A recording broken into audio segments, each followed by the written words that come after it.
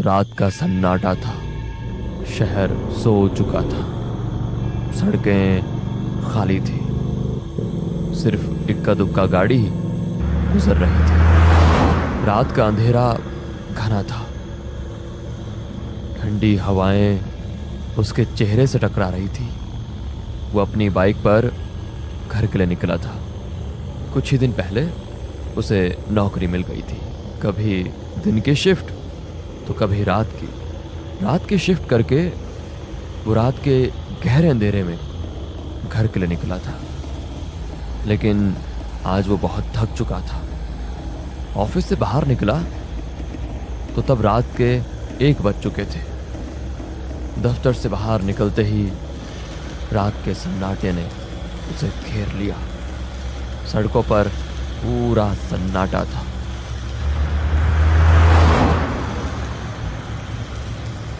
दूर दूर तक कोई नहीं दिखता था। दिन में जो गाड़ियों की आवाजाही रहती थी, रात में वो कहीं नहीं थी। रोड खाली होने की वजह से उसे अपनी गति पर नियंत्रण ही नहीं था। कभी किसी गाड़ी के हॉर्न की आवाज़ पीछे से आती और फिर सन्नाटा रात के अंधेरे में पूरी तरह छा जाता।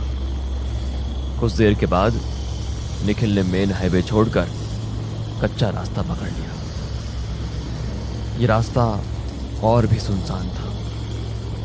रास्ता बिल्कुल एक काले सांप की तरह लग रहा था और सन्नाटा तो और भी डरावना लग रहा था। लेकिन कोई चारा भी तो नहीं था। नौकरी चाहिए तो नाइट शिफ्ट में तो काम करना ही पड़ता है। रास्ता सुनसान होने के कारण वो रास्ते के बीच से गाड़ी चला रहा था। तभी कुछ देर में ही उसका अकेलापन दूर हो गया।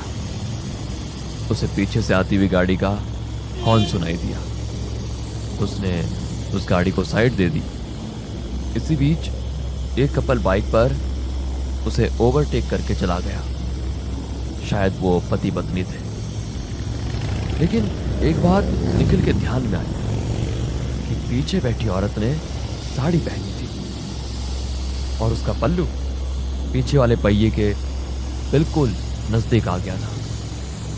हवा के झोंके से वो कभी भी बाइक के पहिए में अटक सकता था और अगर वो पल्लू अटक गया तो पता नहीं क्या अनर्थ हो सकता था। निखिल ने बाइक की स्पीड बढ़ाई और उस बाइक को ओवरटेक करते हुए कहा, बहन जी, आपका पल्लू पहिए में अटक सकता है, ध्यान से। ये कहते हुए निखिल उनसे आगे निकल गया। निखिल के मन में एक राहत मिली कि मैंने किसी की मदद की है, क्योंकि आजकल टीवी पर या व्हाट्सएप पर हमेशा ऐसे वीडियोस देखने मिलते हैं कि एक महिला बाइक के पीछे बैठी थी, उसका पल्लू बाइक के पीछे पहिए में फंस गया और महिला का गला पल्लू के फंदे में कसता जा रहा था और वो 20-25 फीट बाइक के साथ सड़क पर घसीटती जा रही थी और ऐसी दुर्घटना में वो पूरी तरह जख्मी हो गई। ये सोच में निखिल था। तभी अचानक से वही बाइक वाला फिर से निखिल के आगे चला गया, लेकिन अब उसके पीछे कोई नहीं था।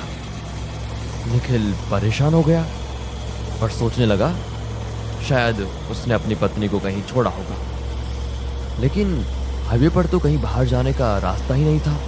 कहाँ गई होगी उसकी बीवी? निखिल ने गाड़ी की स्पीड बढ़ाई और उससे पूछा, दोस्त, आपके पीछे बैठी हुई वो आपकी पत्नी कहाँ गई? उनका पल्लू बाइक के पहिए में अटकने वाला था तो मैंने उनको बता दिया था। उस बाइक वाले ने अपनी बाइक साइड में लगाई। वैसे निखिल ने भी अपनी बाइक उसके साइड में लिया और पूछा, क्या हुआ भाई साहब, आपकी बीवी कहाँ है? वो तो पीछे बैठी थी ना, कहाँ गई?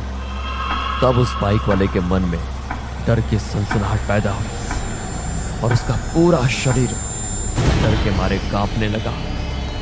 आदमी ने कोई जवाब नहीं दिया, बस अपनी डरी हुई आंखों से पीछे देखा तो वो रास्ता और भी डरावना लग रहा था।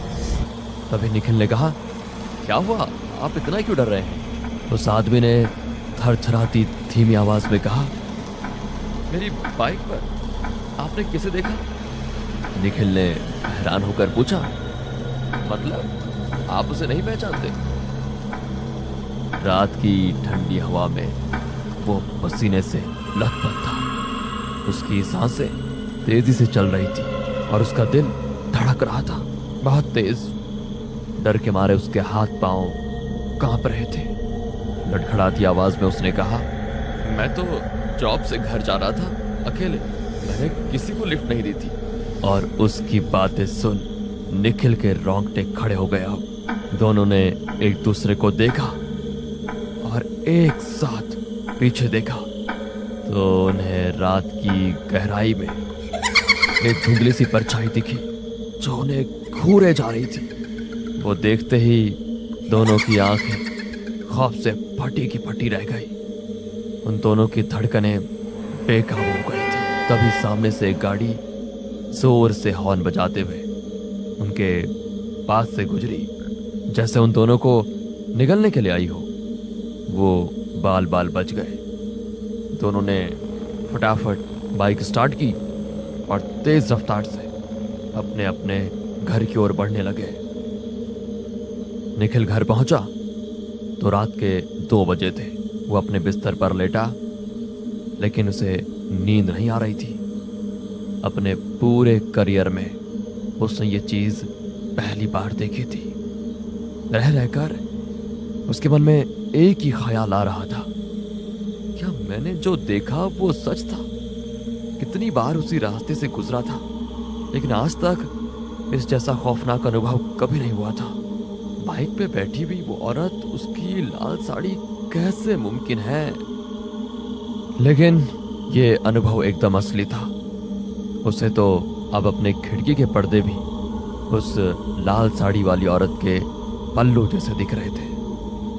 ऐसा लग रहा था कि बार बार कोई उसका नाम पुकार रहा है। उसे तो अब खिड़की की ओर देखने से भी बहुत डर लग रहा था। पर्दे की हर एक सरसराहट से वो चौंक जाता था। जैसे ही वो पर्दा हिलता उसे वो सब याद आ जाता। वो अंधेरी सड़क, वो परछाई और वो औरत। निखिल उठा और उसने खिड़की बंद कर दी। जैसे ही वो मुड़ा, उस औरत ने निखिल के ऊपर छलांग लगाई। निखिल डर के मारे पूरा चिल्लाने लगा। ओह, देखा तो ये सपना था। उसने सोचा, शायद मैं ही ज्यादा सोच रहा हूं, और सो गया। लेकिन वो चैन की नींद नहीं थी। वो डर उसके मन में गहरे तरीके से बैठ गया था। 2 दिन तो वो काम पर भी नहीं गया, लेकिन वो जानता था कि वो कितने दिन तक डर से भाग सकता था। तीसरे दिन वो काम पे गया, लेकिन उसका ध्यान काम में नहीं था। बार बार वो घड़ी देख रहा था। 12:30 बज गए, शिफ्ट खत्म हो गई और वो अपनी बाइक पर बैठा, लेकिन उसके पैर कांपने लगे। सोच सोच में वो कब हाईवे से निकलकर उस कच्चे रास्ते पर आया, ये उसे पता ही नहीं चला। अब उसे ज्यादा डर लगने लगा था। उसे सब याद आने लग गया था कि तभी पीछे एक गाड़ी का हॉर्न सुनाई दिया। निखिल के रोंगटे खड़े हो गए। क्या वो औरत फिर से उस आदमी के पीछे बैठी हुई होगी? क्या वो मुझे फिर से दिखेगी? सिर्फ उसे उसके हार्ट बीट सुनाई दे रहे थे। शरीर पूरा पसीना पसीना हो गया। दूसरी बाइक आगे जाने की कोशिश करने लगी। निखिल ने सोचा, मैं उसके पीछे देखूंगा ही नहीं, लेकिन आखिरकार उसने पीछे देख ही लिया तो उसके पीछे कोई नहीं था। तब निखिल ने एक राहत भरी सांस ली। उसकी जान में जान आ गई। कलेजे का डर अब कुछ हद तक खत्म हो गया। निखिल ने बाइक वाले की ओर देखा और स्माइल किया तो उस बाइक वाले ने अपने हेलमेट की कांच ऊपर की और बोला, बहन जी से कहिए पल्लू संभाल के रखिए, पल्लू अंदर न जाए पहिए में गए।